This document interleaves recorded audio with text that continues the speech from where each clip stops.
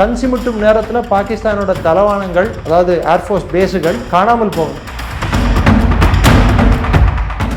SN Saibaba போன்றவர்களை national advisory கவுன்சிலில் மெம்பராய் சேர்த்தது யார்? நக்சல் தலைவர்களுக்கு அதிகார பதவிகள் கொடுத்தது யார்? இன்று அவர்கள் எங்கே போனார்கள்? தீவிரவாத அமைப்புகளை எப்படி இரும்பு கரம் கொண்டு அடக்கி கொண்டிருக்கிறார்கள்? Financial terrorism. இந்த அரசாங்கம் வந்தப்புறம் தானே தீவிரவாதத்துக்கு ஃபியூஸை பிடுங்கணும்னா பணத்தை பிடுங்கணும். ரஷ்யா கிட்ட இருந்து என்ன வாங்க? அன்னைக்கு வாஜ்பாய் தொலைநோக்கு பார்வையோடு அண்டமான்ல ஜாயிண்ட் கமாண்ட் ஒன்று அமைச்சார். அங்கே வளம் இருக்குன்னு தெரியும், ஆனால் அன்னைக்கு பணம் இல்லை அந்த வளத்தை எடுக்கிறது. $20 trillion வர்த் எண்ணெய் வளம் அங்கே இருக்கிறது. அதை டேப் பண்ண முடியும். அது வெளியே வந்ததுன்னா இந்தியாவுக்கு மற்ற நாடுகள் மீது கச்சா எண்ணெய்க்காக டிபெண்ட் ஆகணும்னு தேவையில்லை.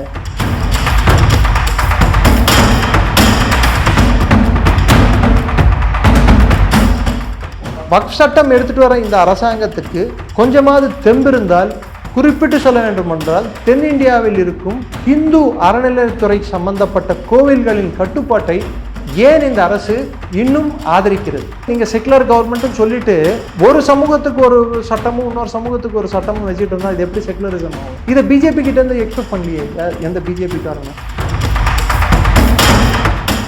சார், குற்றச்சாட்டுகளுக்கு பயந்து அரசு ஆள முடியாது. நீங்க அரசு ஒழுங்கா ஆண்டிங்கன்னா உங்களுக்கு இருக்கிற ஓட் பேங்க் உங்களுக்கு எப்படி இருக்கு? ஓட் பேங்க்னு நான் சொல்ல மாட்டேன், உங்களுக்கு ஓட்டு போடுறவங்க எப்படி இருக்கவே இருக்காங்க. தேர்தலுக்காக ஆட்சியை நடத்துவது எந்த அரசுக்கும் நல்லதில்லை. அதுக்கண்டு தேர்தல் தேவையில்லைன்னு நான் சொல்ல மாட்டேன். எல்லா கட்சியும் தேர்தலுக்காக தான் ஆட்சியில் இருக்கிறது.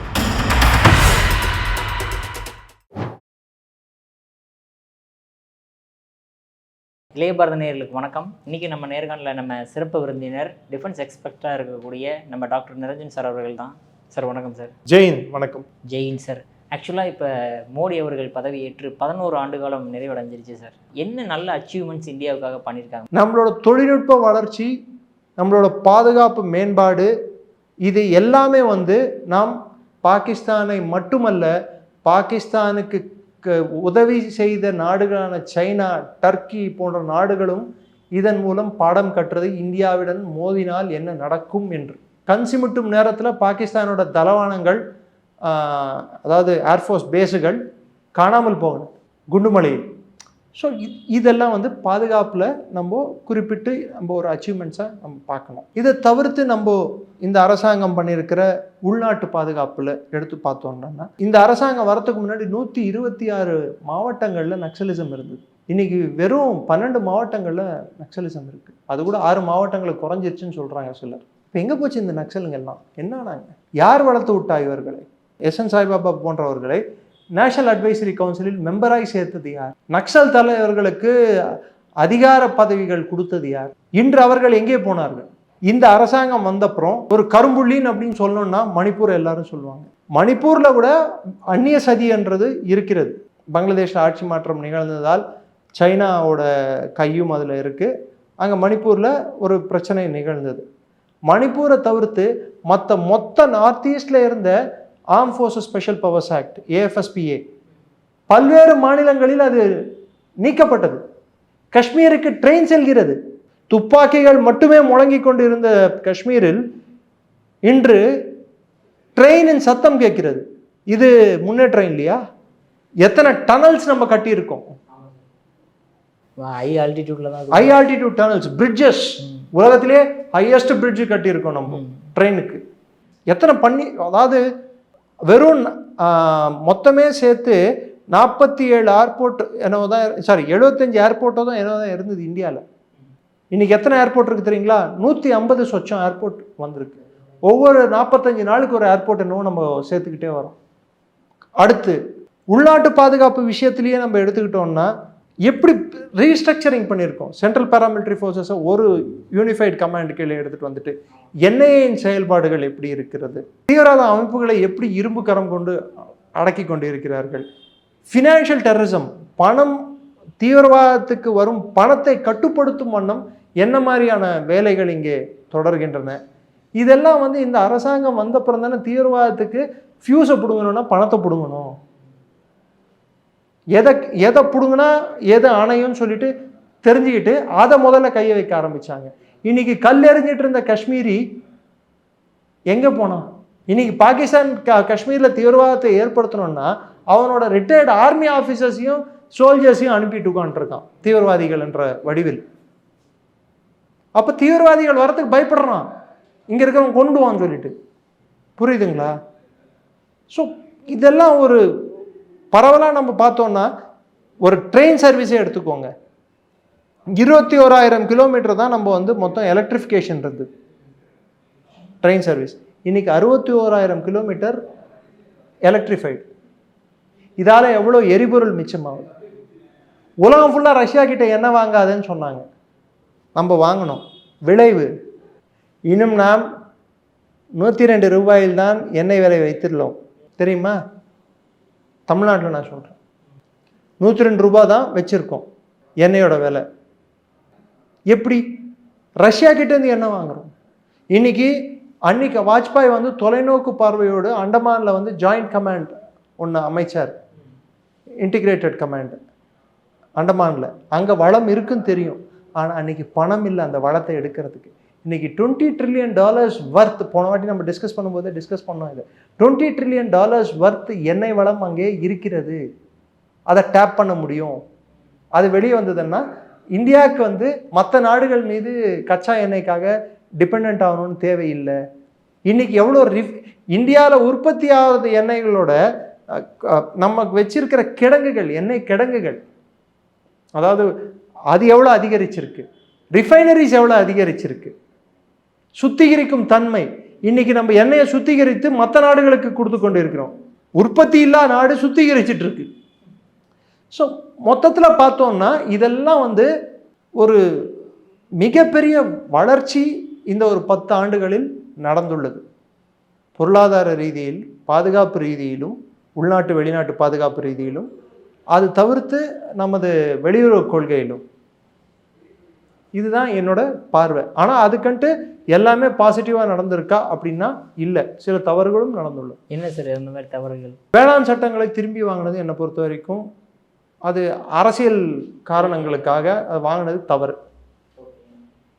ரெண்டாவது, 1200 பல்கலைக்கழகங்கள் இந்தியாவில் செயல்பாட்டில் உள்ளன. வெறும் 600லேருந்து 1200க்கு போச்சு இந்த 10 ஆண்டுகள். ஆனால் அதில் எத்தனை பல்கலைக்கழகங்கள், நிகர்நிலை பல்கலைக்கழகங்கள் தரமான கல்வியை கற்றுக் கொடுக்கின்றன?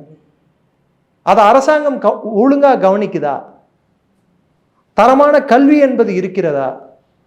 You cannot compromise quality of education for quantity of students. எனக்கு மாணவர் சேர்க்கை அதிகமாக இருக்கணும்னு சொல்லிட்டு கல்வித்திறனை கீழே தள்ளுகின்ற பல்கலைக்கழகங்கள் எத்தனை இருக்கின்றன? அரசாங்க கல்விக்கூடங்களையோ இல்லை பல்கலைக்கழகங்களை மாத்திரம் நான் சொல்லலை. நான் சொல்றது நிகர்நிலை பல்கலைக்கழகங்கள் நாடு முழுசா இருக்கு. இதெல்லாம் வந்து அரசாங்கம் கட்டுப்படுத்தணும். ஏன்னா திறனற்ற கல்வி நாளைக்கு இந்த பாரதத்தை ஒளிமயமான பாரதம் ஆக்காது, இருள் சூழ்ந்த பாரதமாக மாற்றும். டிகிரி கொடுத்துட்டா போதும்னு சொல்றது வந்து ஒரு கல்வி நிறுவனத்துக்கு அழகல்ல. அதை கட்டுப்படுத்த வேண்டியது மத்திய அரசு. அதை கட்டுப்படுத்தி தீர வேண்டும். இல்லைன்னா எல்லாருக்கும் டிகிரி இருக்கும். ஒரு இன்னைக்கு தமிழ்நாட்டில் இருக்கிற இன்ஜினியரிங் மாதிரி எல்லாரும் இன்ஜினியர், ஆனால் பல இன்ஜினியர்கள் பாவம் ஜொமேட்டோ ஸ்விக்கி பாய்ஸாக இருக்காங்க. கடைசியில் இது மாதிரி தான். ஏன்னா there is a difference between is an engineer and an engineer. Engineering படித்தவனுக்கெல்லாம் இன்ஜினியரிங் தெரியணும்னு அவசியம் இல்லை. ஏன்னா அவனுக்கு திறன் வளர்த்துக்கல. அது இந்த கவர்மெண்ட்டோட ஒரு முக்கிய ஃபெயிலியராக பார்க்குறேன் நான். அடுத்து ஒரு ஃபெயிலியர் நான் உன்னித்து கவனித்ததில் நான் பார்க்குறது என்னடான்னா, ரிஃபார்ம் எடுத்துகிட்டு வரத்துக்கு ஒரு 10 ஸ்டெப் முன்னு வைப்பாங்க, 2 ஸ்டெப் பின்னாடி வைக்கிறாங்க. அவங்களுக்கு 305 எம்பிக்கள் 303 எம்பிக்கள் இருக்கும்போது பல ரிஃபார்ம்ஸ் அவங்க எடுத்துகிட்டு வந்திருக்கலாம் அந்த காலகட்டத்தில். இன்றைக்கி எடுத்துகிட்டு வர முடியுமான்னா இல்லாமல் இருக்குது, அது அந்த சூழல் இருக்குது. ஆனால் இன்னைக்கு எடுத்துகிட்டு இருந்த வக்ஃப் சட்டத்தை அன்றைக்கி எடுத்துகிட்டு வந்திருக்கலாம். அதை கோட்டை விட்டார்கள். அதே மாதிரி வக்ஃப் சட்டம் எடுத்துகிட்டு வர இந்த அரசாங்கத்துக்கு கொஞ்சமாவது தெம்பிருந்தால் குறிப்பிட்டு சொல்ல வேண்டுமென்றால் தென்னிந்தியாவில் இருக்கும் ஹிந்து அறநிலையத்துறை சம்பந்தப்பட்ட கோவில்களின் கட்டுப்பாட்டை ஏன் இந்த அரசு இன்னும் ஆதரிக்கிறது? சென்ட்ரல் எனாக்மெண்ட் ஏன் எடுத்துகிட்டு வர மாட்டேங்கிறாங்க? பிளேசஸ் ஆஃப் வர்ஷிப் ஆக்டை ஏன் இன்னும் வச்சுக்கிட்டு இருக்காங்க? இதெல்லாம் அதாவது நீங்கள் செக்குலர் கவர்மெண்ட்னு சொல்லிட்டு ஒரு சமூகத்துக்கு ஒரு சட்டமும் இன்னொரு சமூகத்துக்கு ஒரு சட்டமும் வச்சுட்டு இருந்தால் இது எப்படி செக்குலரிசம் ஆகும்? இதை பிஜேபி கிட்டேருந்து எக்ஸ்பெக்ட் பண்ணலையே எந்த பிஜேபி காரணம். அதுவும் மோடி அவர்களிடமிருந்து யாரும் எக்ஸ்பெக்ட் செய்யலையே. இது சில அவர் எடுத்துக்கொண்ட சில டெசிஷன்ஸ், அவர் ரிவர்ஸ் எடுத்த டெசிஷன்ஸ் சர்ச்சைக்குரிய டெசிஷன்ஸ் தான். உதாரணத்துக்கு வேளாண் சட்டங்கள், லேபர் லாஸில் மேம்பாடுகள் தேவை. அந்த லேபர் லாஸை இன்னும் மேம்படுத்தி இருக்கலாம், அதை டிலே பண்ணுறது, இது மாதிரி பல விஷயங்கள் இருக்கின்றன. மக்கள் சார்ந்த பிரச்சனைகள் இன்னும் கொஞ்சம் அசர்ட்டிவாக போன ஆட்சியில் சென்ற 5 ஆண்டுகளில் அவர்களுக்கு இருக்க வேண்டிய எல்லா வசதிகளும் இருந்தும் அவர்கள் செய்ய தவறினார். ஆனால் சார், எப்பவுமே பாஜக மேலே வைக்கக்கூடிய குற்றச்சாட்டு என்னென்னா மதவாத கட்சியாக தான் இருக்காங்க அப்படின்ற மாதிரில சார் ஒரு குற்றச்சாட்டு இருக்குது. எங்கே போனாலும் அந்த குற்றச்சாட்டு வைக்கிறாங்களே சார். குற்றச்சாட்டுகளுக்கு பயந்து அரசாள முடியாது. நீங்கள் அரசு ஒழுங்காக ஆண்டிங்கன்னா உங்களுக்கு இருக்கிற ஓட் பேங்க் உங்களுக்கு எப்படியும் இருக்குது. ஓட் பேங்க்னு நான் சொல்ல மாட்டேன், உங்களுக்கு ஓட்டு போடுறவங்க எப்படியும் இருக்கவே இருக்காங்க. அது ஒவ்வொரு முறையும் 240 வாங்கின அதே பாஜக தான் ஹரியானாவை ஜெயித்தது, மகாராஷ்டிராவை ஜெயித்தது, டெல்லியை ஜெயித்தது. ஸோ நீங்கள் அதை மறந்துடக்கூடாது. தேர்தலுக்காக ஆட்சியை நடத்துவது எந்த அரசுக்கும் நல்லதல்ல. அதுக்கண்டு தேர்தல் தேவையில்லைன்னு நான் சொல்ல மாட்டேன். எல்லா கட்சியும் தேர்தலுக்காக தான் ஆட்சியில் இருக்கிறது. ஆனால் தேர்தலை மட்டுமே குறியாக வைத்துக்கொண்டு அந்த தேர்தலை ஒட்டி சில விஷயங்கள், நாட்டின் நலன்சார் விஷயங்களில் காம்ப்ரமைஸ் பண்ணுறது அந்த ஆட்சிக்கு அழகு தராது. குறிப்பிட்டு இன்னும் ஸ்பெசிஃபிக்காக சொல்லணுன்னா, சில மாநிலங்களில் போதை பழக்கம் அதிகரித்து கொண்டிருக்கிறது. ஸோ நார்கோட்டிக் கண்ட்ரோல் பியூரோவோட முயற்சிகள் என்ன, அதன் மீது இருக்கும் செயல்பாடுகள் என்ன? மத்திய அரசுக்குன்னு ஒரு ஏஜென்சி இருக்குல்ல, அவங்க என்ன பண்ணிட்டு இருக்காங்க? இடி ரைட் பண்ணுது, அரெஸ்ட் பண்ணுது, வெளியே வந்துடுறாங்க. Is it seeing the end? தவறு செய்தவர்களை தண்டிப்பது ஒரு அரசின் கடமை. அவர்களை கோர்ட்டின் முன்னாடி நிற்க வைத்து அவர்களுக்கு தகுந்த தண்டனை வாங்கி கொடுக்க வேண்டியது அரசின் கடமை. அந்த ஏஜென்சி அந்த வேலையை பார்க்குதா? சில நேரங்களில் அதை அவர்கள் எடுத்த காரியத்தை முடிப்பதில்லை. அரசியல் தேவைகளுக்காக சில நேரத்தில் காம்ப்ரமைஸுகளுக்கு அவர்கள் தோதாகிறார்கள். ஜெகன்மோகன் ரெட்டி போன்ற ஒரு கரப்ட் முதலமைச்சரை 5 ஆண்டுகள் ஆளவிட்டது, சிபிஐ கேஸ் சந்திக்கும் முதலமைச்சரை ஆளவிட்டது அரசு செய்த குற்றம் தானே. இவங்க ஒருத்தரை கரப்ட்னு சொல்ற இவங்க அதே இன்னொரு கரப்ஷன்ல இருக்கிற ஒருத்தரை அரசியல் ஆதாயத்துக்காக விட்டு வைப்பது ஏன்? இதெல்லாம் தவறு. நீங்க கொடுக்கறது நல்லாட்சியா இருந்தால் மக்கள் உங்களை ஆதரிப்பார்கள். நீங்கள் செய்த நல்லதை சொல்லும் நான் நீங்கள் செய்த தவறு சொல்ல வேண்டிய ஒரு சூழ்நிலையில் தள்ளப்பட்டுள்ளேன்.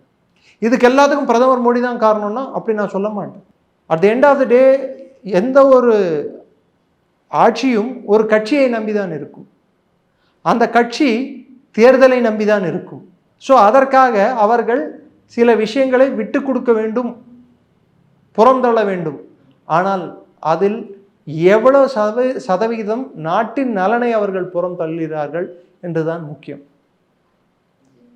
அது தள்ளாமல் இருந்தால் மோடியின் ஆட்சி இந்தியாவின் ஒரு சிறந்த ஆட்சியாக மக்கள் பார்ப்பார்கள். நான் சொல்ல குறைகள் மிக குறைவு. குறிப்பிட்டு நாளை வரக்கூடிய பிரச்சனைகள், நமது கல்வி சம்பந்தப்பட்ட பிரச்சனை மிகப்பெரிய பிரச்சனையாக மாறக்கூடும். மக்கள் மேம்பாட்டில் அந்த ஏஜ் குரூப் ஆஃப் பாப்புலேஷன் 18லேருந்து 35 ஏஜ் குரூப் ஆஃப் பாப்புலேஷன் அதிகம் பேர் இருக்காங்க. திறனற்ற கல்வியால் அவர்களுக்கு வேலை வாய்ப்பு மறுக்கப்படும். அதை அரசாங்கம் கவனிக்க வேண்டும். 2வது, இந்த அரசாங்கம் கல்வித்திறனை கவனிக்கும் அதே வண்ணம் அரசாங்கம் தான் கட்டமைக்கும் கல்வி கூடங்கள், கல்வி நிறுவனங்களை அதிகப்படுத்த வேண்டும். எஜுகேஷன் ஸ்பெண்டிங் அதிகப்படுத்தணும். ப்ரைவேட் பிளேயர்ஸை வந்து அலோவ் பண்ணலாம், பட் ஒரு லிமிட்டுக்கு தான். ஏன்னா they are businessman. I don't find fault with them.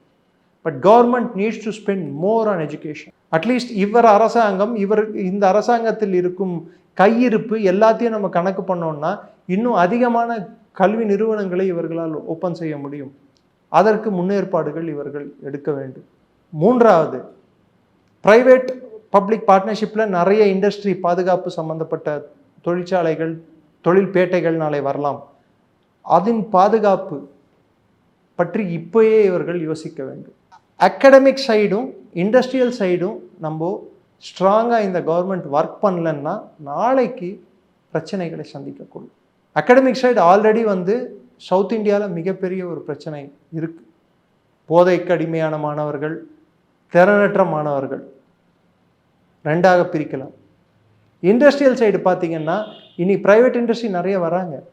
Private industry higher and fire டெக்னிக்கை ஃபாலோ பண்ணாலோ, இல்லை ஒழுங்கான சம்பளம் கொடுக்காமல் கொத்தடிமை மாதிரி அவர்களை ட்ரீட் பண்ணாலோ, அது நம் செய்யக்கூடிய உபகரணங்கள் மீது பெரிய ஒரு தாக்கத்தை ஏற்படுத்தும். சைனா மாதிரி ப்ராடக்ட் ஆகிடக்கூடாது நம் ப்ராடக்ட். ஸோ ரெண்டாவது, இதனால் ஊடுருவல்கள், இந்த இண்டஸ்ட்ரி, டிஃபென்ஸ் சம்பந்தப்பட்ட இண்டஸ்ட்ரியில் நடக்கக்கூடிய ஊடுருவல்களை கட்டுப்படுத்துவதற்கு, அதை கட்டுப்பாட்டில் வைப்பதற்கு ஒரு பிரிவு என்பதை அவர்கள் ஏற்படுத்த வேண்டும். ஏன்னா சைனா மாதிரி நாடு வந்து இன்றைக்கி அவ்வளோ பெரிய கருவிகளை பண்ணுறாங்கன்னா அவன் சொந்த டெக்னாலஜி இல்லை, இண்டஸ்ட்ரியல் எஸ்பனேஜ் மூலம் தான், அமெரிக்கா கிட்டேருந்து ரிவர்ஸ் இன்ஜினியர் பண்ணது தான். நாளைக்கு இந்தியா கிட்டேருந்தும் அவங்க திருட மாட்டாங்க, களவு செய்ய மாட்டாங்கன்னு சொல்ல முடியாது. ஸோ நாம் படித்த மாணவர்களை வேலையில் அமர்த்துவது, திறனுள்ள மாணவர்களை வேலையில் அமர்த்துவது, ஒழுங்கான சம்பளம் கொடுப்பது, அதில் கொஞ்சம் வழி தவறி செல்லும் நபர்களோ இல்லை ஆசைக்காகவும் மற்ற விஷயங்களுக்காகவும் இந்திய நலனை மற்றவர்களை விற்கும் எண்ணம் கொண்டவர்களை கண்டு அறியும் வண்ணம் நமக்கென்று ஒரு செட்டப் ஒன்று கிரியேட் பண்ணி ஆகணும். ஏன்னா இண்டஸ்ட்ரி வளர்ந்துட்டுருக்கு. இன்றைக்கி நம்ம வந்து 5வது இடத்துல இருக்கோம். சர்வீஸ் செக்டார் பேஸ்டில் இருந்து மேனுஃபேக்சரிங் செக்டாருக்கு வந்துட்டு இருக்கணும். மேனுஃபேக்சரிங் செக்டாருக்கு வரும்போது குரூஷியல் மேனுஃபேக்சரிங் செக்டாரில் வந்து லூப்போல்ஸ் இருக்கக்கூடாது, அதாவது அதில் வந்து லீக்கேஜ் இருக்கக்கூடாது, அதோட டெக்னாலஜி வெளியே போகக்கூடாது. அதை காப்பாற்றுறது தான் ஒரு கவர்மெண்ட்டோட முக்கியமான வேலை, அந்த இண்டஸ்ட்ரியோட வேலை. ஸோ அதுக்கு ஒரு கிரெடிபிள் சிஸ்டம் இந்த கவர்மெண்ட் இப்பயே அதுக்கு யோசித்து பில்ட் பண்ணும். இதுக்கு ஒரு கொஞ்சம் தொலைநோக்கு பார்வையுடன் கவர்மெண்ட் துரிதமாக செயல்படும். சார், அற்புதமான விளக்கம் கொடுத்தீங்க சார். உங்கள் பொன்னான நேரத்தில் இளைய பாரதம் மேல் ஒதுக்குனதுக்கு மிக்க நன்றி சார். ஜெயின். நன்றி. ஜெயின் சார்.